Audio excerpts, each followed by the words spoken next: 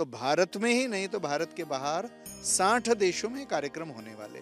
तो यह सारी बातें करवाने में विश्व हिंदू परिषद की प्रमुख भूमिका है। देखिए, जिन्होंने मुहूर्त निकाला है वो बहुत मूर्धन्य ऐसे विद्वान हैं काशी के, और बहुत लोगों से चर्चा करके उन्होंने मुहूर्त निकाला है। इसको शास्त्रीय आधार है, ज्योतिष शास्त्रीय आधार भी है। सोमनाथ मंदिर का भी जो निर्माण हुआ तो मस्जिद के ढांचे को हटाकर बुलडोजर लगाकर सोमनाथ का मंदिर बनाया गया।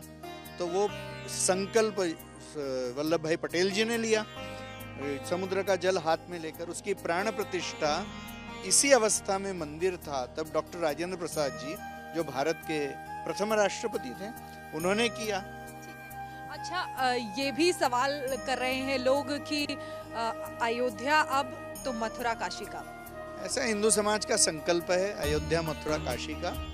तो मंदिर वहीं बनाएंगे, मंदिर भव्य बनाएंगे। अयोध्या का संकल्प अभी पूर्ण होने के एकदम अभी स्थिति आ गई है, और मुझे विश्वास है कि हिंदू समाज के जो अन्य 2 मंदिरों के संकल्प है भगवत कृपा से ये निश्चित रूप से शीघ्र ही पूर्ण होंगे। लेकिन ठुकरा दिया गया, जैसे सोनिया गांधी हैं, मल्लिकार्जुन खड़गे कांग्रेस पार्टी, जिसने साफ इनकार कर दिया कि ये बीजेपी और आरएसएस का कार्यक्रम है, इसलिए हम नहीं जाएंगे। 500 वर्ष से हिंदू समाज इस मंदिर निर्माण के लिए प्रयास कर रहा है। कोई भी ये संगठन 500 वर्षों से तो नहीं है, किंतु हिंदू समाज का ये अत्यंत दीर्घ काल से चलता आया संघर्ष है, लड़ाइयाँ हुई है, लाखों लोगों का बलिदान हुआ है इसमें।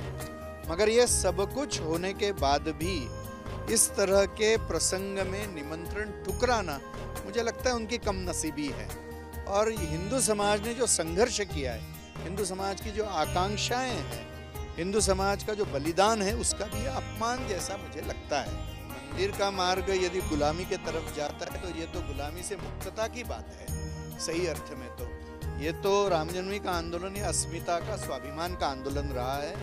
गुलामी की जो मानसिकता ये लोग प्रकट कर रहे हैं, उससे मुक्तता का ये आंदोलन रहा है। जब इस तरीके की कोई चीज होती है, जनेऊ धारण कर लेते हैं, हर हर महादेव कहते हैं, जय श्री राम बोलते हैं, लेकिन एक टाइम पर ऐसा है कि आप जानते हैं मैं किसकी बात कर रही हूँ, राहुल भगवान को भी कोई बेवकूफ नहीं बना सकता है, न लोगों को बेवकूफ बना सकता है। इसलिए कितने भी हथकंडे लोग अपना लेंगे, जिसकी आस्था है, श्रद्धा है, उसको अपनी आस्था और श्रद्धा के अनुसार फल मिलेगा। बाकी नौटंकी कितनी भी कोई कर ले।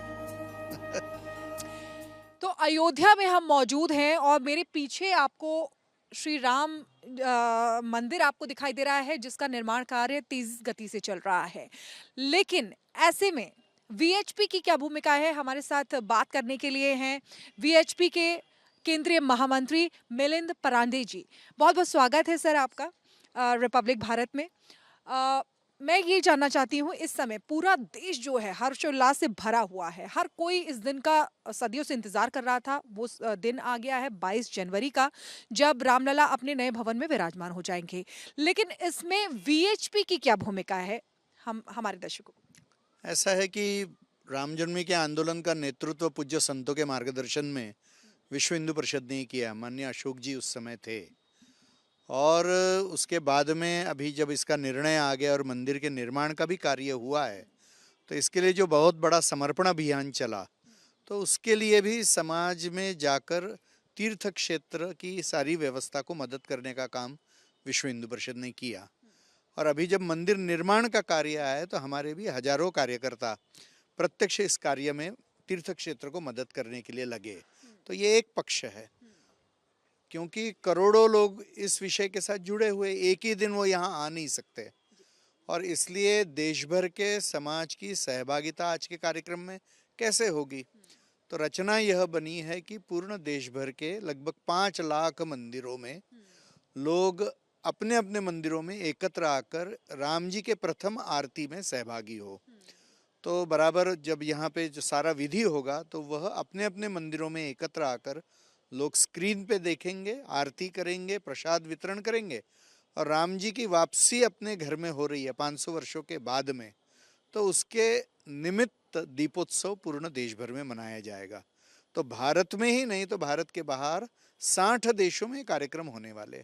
तो यह सारी बातें करवाने में विश्व हिंदू परिषद की प्रमुख भूमिका है। बिल्कुल। बिल्कुल। और जहां हम खड़े हैं यहाँ से मंदिर जो है जिसका निर्माण हो रहा है वो साफ दिखाई देता है। और यहाँ से आप अयोध्या जो नगरी है यहाँ से आप देख सकते हैं कि कितनी खूबसूरत हो रही है, सज रही है, संवर रही है। मिलिंद जी, मैं ये भी जानना चाहती हूँ क्योंकि देखिए इस ये भी लगातार सवाल भी कई खड़े होते हैं क्योंकि जहाँ राम मंदिर बन रहा है वहाँ कई लोग ऐसे हैं जो कई सवाल भी खड़े कर रहे हैं, जिसमें एक सवाल ये है कि मंदिर के निर्माण पूरा हुए बिना प्राण प्रतिष्ठा हो रही है। ये इन सवालों पर आप क्या कहें? देखिए, जिन्होंने मुहूर्त निकाला है वो बहुत मूर्धन्य ऐसे विद्वान हैं काशी के, और बहुत लोगों से चर्चा करके उन्होंने मुहूर्त निकाला है। इसको शास्त्रीय आधार है, ज्योतिष शास्त्रीय आधार भी है। और साथ में हम देखेंगे कि साथ साथ में आज राम जन्मभूमि जैसा ही दूसरा उदाहरण है, वह यानी सोमनाथ मंदिर का।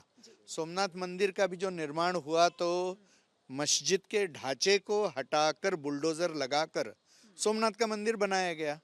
तो वो संकल्प वल्लभ भाई पटेल जी ने लिया, समुद्र का जल हाथ में लेकर उसकी प्राण प्रतिष्ठा इसी अवस्था में मंदिर था। तब डॉक्टर राजेंद्र प्रसाद जी जो भारत के प्रथम राष्ट्रपति थे उन्होंने किया।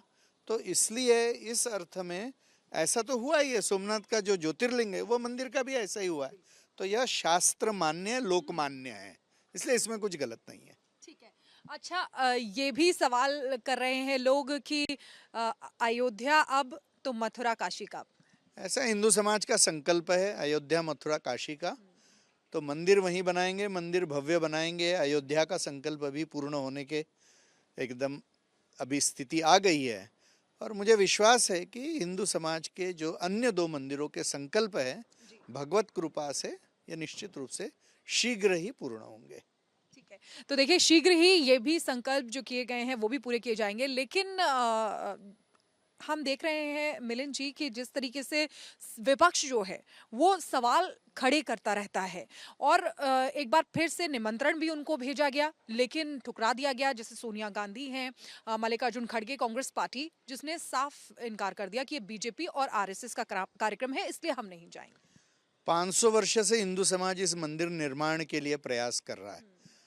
कोई भी ये संगठन 500 वर्षों से तो नहीं है, किंतु हिंदू समाज का ये अत्यंत दीर्घ काल से चलता आया संघर्ष है, लड़ाइयाँ हुई है, लाखों लोगों का बलिदान हुआ है इसमें। मगर ये सब कुछ होने के बाद भी इस तरह के प्रसंग में निमंत्रण ठुकराना मुझे लगता है उनकी कम नसीबी है। और हिंदू समाज ने जो संघर्ष किया है, हिंदू समाज की जो आकांक्षाएं हैं, हिंदू समाज का जो बलिदान है, उसका भी यह अपमान जैसा मुझे लगता है। तो राजनीति तो वो कर रहे हैं क्योंकि तीर्थ क्षेत्र न्यास ने बहुत समदृष्टि रखते हुए सभी को निमंत्रण दिया। उन्होंने तो राजनीति नहीं देखी, उन्होंने ये नहीं देखा किसने सहयोग किया, किसी ने विरोध किया, कुछ भी न देखते हुए सभी का सम्मान रखते हुए सबको निमंत्रण दिया। अभी इसमें राजनीति कहाँ से आ गई कि कुछ स्वयं वो विरोध कर रहे हैं, स्वयं वो उसको नकार रहे हैं और उसको राजनीति का आरोप लगा रहे। तो ये तो मुझे अर्थहीन बातें लगती है। बिल्कुल। और लेकिन वो ये भी बात कह रहे हैं कि हॉस्पिटल नहीं बनाए और स्कूल नहीं बनाए क्योंकि ये रास्ता विकास की तरफ जाता है, मंदिर का जो रास्ता है वो गुलामी की तरफ जाता है, इसकी जगह मंदिर बनाया जा रहा है, ये भी कहा जा रहा है। मंदिर का मार्ग यदि गुलामी के तरफ जाता है तो ये तो गुलामी से मुक्तता की बात है, सही अर्थ में। तो ये तो राम जन्मभूमि का आंदोलन या अस्मिता का, स्वाभिमान का आंदोलन रहा है। गुलामी की जो मानसिकता ये लोग प्रकट कर रहे हैं, उससे मुक्तता का ये आंदोलन रहा है। और राम जन्मभूमि के कारण से अर्थव्यवस्था के ऊपर कितना बड़ा परिणाम हो रहा है। हमारे सामने उज्जैन के कॉरिडोर का उदाहरण है, हमारे सामने काशी के कॉरिडोर का उदाहरण है कि जितना खर्चा मंदिरों के ऊपर हुआ है वह सारा धन जो लाखों लोग प्रतिदिन दर्शन के लिए आ रहे हैं, उनके व्यवहार से, उनके दर्शन के कारण से वो सारा धन पुनः निर्माण हो रहा है। तो मुझे लगता है उज्जैन के कारण से और काशी के कारण से अर्थव्यवस्था में बहुत बड़ा उछाल भी आया है, क्योंकि लाखों लोग आएंगे, वो खर्चा करेंगे, प्रसाद खरीदेंगे, रहेंगे, वाहनों का उपयोग करेंगे, भोजन करेंगे, कितनी बातें होती हैं। और इसलिए अयोध्या के कारण से भी अर्थव्यवस्था के बारे में बहुत बड़ा परिणाम होगा। तो एक तरीके से तीर्थ क्षेत्रों का अर्थशास्त्र है ना। और हॉस्पिटल और मंदिर ये दोनों के काम अलग अलग हैं और इसलिए अपने को तुलना करनी नहीं चाहिए। हॉस्पिटल भी बन रहे, विद्यालय भी बन रहे, यहाँ पर राम जन्मभूमि एक ही है, यहाँ पर मंदिर होना ही आवश्यक है। अन्य कुछ होना यह तो जितना बलिदान हुआ और जितना संघर्ष हुआ है वो सभी को नकारने वाली बात हो जाती है, इसलिए मंदिर ही होना आवश्यक है। बिल्कुल, तो देखिए मंदिर के सामने हम हैं और एक बार मैं अपने दर्शकों को भी ये दिखाना चाहती हूँ क्योंकि निर्माण कार्य जो है वो लगातार चल रहा है। लेकिन मिलिंद जी, जिस तरीके से सवाल मैं लगातार आपको बता रही हूँ कि उठा रहे हैं, इसमें एक सवाल ये भी है कि ये राजनीतिक लाभ के लिए ये सारी चीज़ें की जा रही हैं, जो विपक्ष लगातार सवाल उठा रहा है। इसको लेकर आप क्या कहेंगे? ऐसा है कि जब राम जन्मभूमि का आंदोलन 1984 में इस कालखंड में पुनः प्रारंभ हुआ तो सभी लोग इसको यानी इसमें सहभागी हो सकते थे, ये सभी के लिए था। किंतु एक दल या दो दलों ने इसमें कोई ना कोई कुछ दलों ने इसको केवल प्रोत्साहन दिया, बाकी दलों ने इसका विरोध किया। कुछ लोगों ने तो राम सत्य नहीं है यहाँ तक बातें कर डाली। तो इसलिए ये तो सबको बुलाया गया था, जैसा आज भी सबको बुलाया गया है, उस समय भी सभी का यह आंदोलन था। तो कुछ लोगों ने जो निर्णय लिया है उसके परिणाम तो उनको भुगतने ही पड़ेंगे। राम जी का जो विरोध करेगा उसका कल्याण नहीं हो सकता है, ये ध्यान में आ ही गया है। बिल्कुल बड़ी बात कह रहे हैं, राम जी का जो विरोध करेगा उसका कल्याण नहीं हो सकता है क्योंकि राम सबके हैं। मुझे ऐसा लगता है किसी पार्टी के नहीं है, जिस तरीके से कि कांग्रेस पार्टी कह रही है, अखिलेश यादव जो कह रहे हैं कि मैं नहीं जाऊंगा, निमंत्रण को अस्वीकार कर दिया है क्योंकि राम जन्मभूमि जो है वो श्री राम की है और वो अपने नए भवन में विराजमान होने वाले हैं। अच्छा, इसी को लेकर कहीं कहीं देखा जाता है कि बहुत जगह साधु संतों के साथ बहुत अभद्रता की जाती है। हमने पालघर में देखा कि किस तरीके से हुआ। बंगाल लगातार इसी तरीके की, बंगाल में भी खबरें आ रही हैं कि साधु संतों के साथ अभद्रता की जा रही है, जो जय श्री राम बोलेगा उसके साथ अभद्रता की जा रही है। तो इसको लेकर क्या कहेंगे? अभी हाल ही में साधु जो थे उनके साथ लिंच करने की उनको कोशिश की। क्या है, कम्युनिस्ट विचारधारा है, अन्य तरह की विचारधाराएं, इन्होंने हिंदू आस्था के ऊपर सतत प्रहार किया है और भारत में ही हिंदू की प्रगति न हो, हिंदुत्व का उत्थान न हो, इसके लिए ये शक्तियां काम कर रही है।